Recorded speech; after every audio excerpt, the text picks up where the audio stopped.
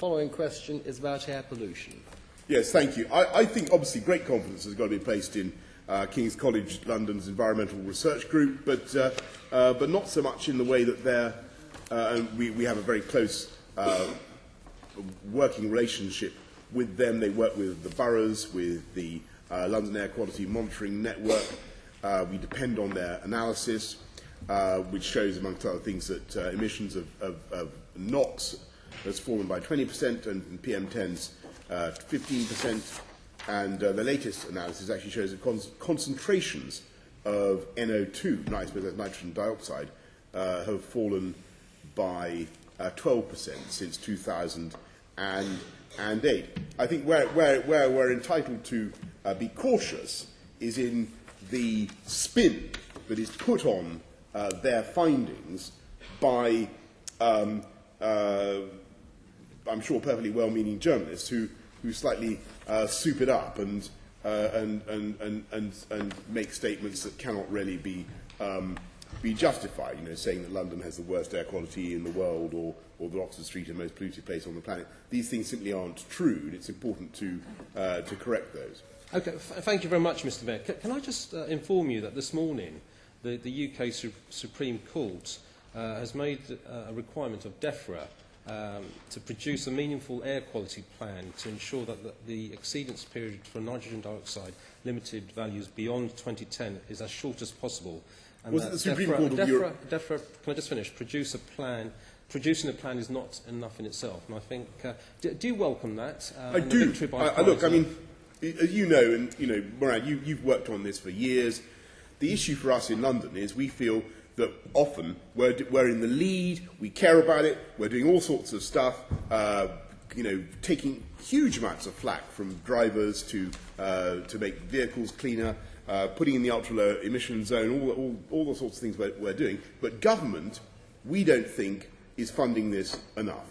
And there's a £500 million Office of Low Emission Vehicles fund. We could spend it far better than any other place in Britain, and the lion's share of that money should come to us. Okay, well, with this Client Earth victory, I'm sure DEFRA will be knocking on your door very soon. The case is that we've got to move beyond a plan, and before you move beyond a plan, you've got to accept scientific advice. Now, I did hear you say earlier that you can't dissent against best scientific advice on climate change and air quality. I hope you will re-emphasise that. And also, I think, offer an apology to King's College, because I think there's no doubt they felt threatened by the letter for whatever reason. And we do need them on board still, because let's face it, there aren't many scientists amongst the political classes. And I just think this is an opportunity for yourself, given what you said over the weekend, that you accept the scientific advice, also this morning, to offer them an apology and draw a line under the whole perhaps it would episode. be more appropriate if I could just offer my renewed support for the scientific work that King's College does, and there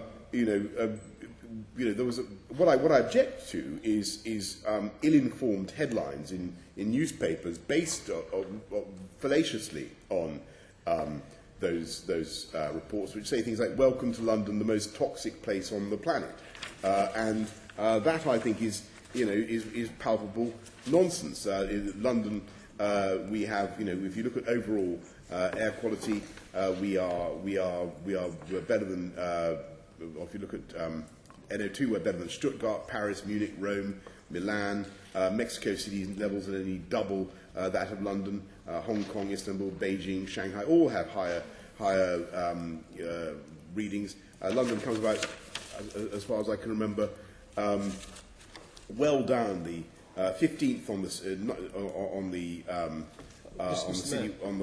citywide index, 17th on the traffic-focused index. There are plenty of other cities that have far worse air quality than London. It's just not true. Yeah. So when journalists pick up all I'm objecting to is the way that this stuff is spun, and then perhaps what would be nice would be sometimes when the academics see that their words are being misrepresented, that they then could themselves point out that actually things are not quite as the as the newspapers would Mr. have Smith, it. there is no need to get defensive on this, because last week we did ask Frank Ellis here, and he confirmed your interpretation that it has been a misrepresentation by the media. Of what I wasn't was being said. defensive. I was just Can saying. I just move on? Can I just move on to another issue that's come up, which is dealing with the diesel pollution, which the committee is presently dealing with, the Environment Committee.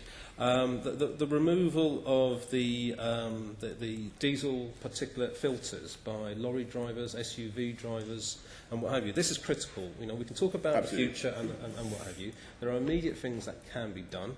I'm going to be writing to the Police Commissioner about this. I just hope you will join me in emphasising the importance of making this a criminal offence. I absolutely agree. This is happening with the present diesel car stock at the moment, whether they be lorries, whether they be SUVs or family cars. There seems to be a lot of garages offering this service. And they're doing it in order to get more miles out, more miles. Whatever the reasons, but actually, the Department of Transport is saying this weekend that the actual modified vehicles, modifying vehicles, is actually acting illegally, and they could. Well, it's face not just prosecution. illegal; it's immoral. Because It's immoral, indeed. Because what they're doing actually is adding to, you know, they're willfully disabling the devices in their machines that can reduce the amount of pollution. It's completely wrong for them to do that. Look, Murad, you're bringing something to me that I wasn't aware of. I will look. Okay, well, that's why I brought it up here, because I didn't think you had, and because the department also admits there's a loophole over its own regulations, because companies can carry out such alterations without breaking the law. Well, we should close that loophole. Exactly. The important thing is that the police commissioner, given he's quite keen on car crime anyway, gets the message out that this is not morally right, and this is actually a public health issue as much as a legality issue. Absolutely. I'm very interested by that. Okay, well, I'll write the letter and you can sign it with me. Okay? I will. I'm not promising to sign a letter with you. I will have to look at the letter, but I certainly agree with the thrust that is of what an you say. immediate thing you can do, and that's the kind of action we need. Yeah. On top of the legal action we've had this morning against DEFRA. Okay. Thank you.